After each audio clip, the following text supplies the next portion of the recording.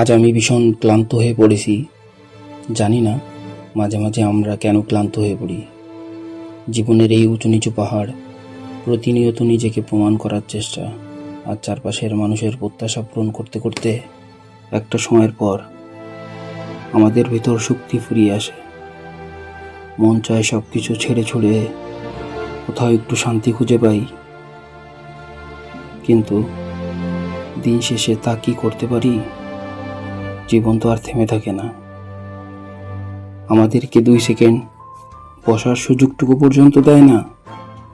কখনো কখনো ভাবি এই ভীষণ ক্লান্ত সময় যদি কেউ একজন পাশে থাকতো, যদি কেউ জিজ্ঞাসা করতো, কেন এত ক্লান্ত হয়ে পড়েছো, আমি তো আছি তোমার সাথে।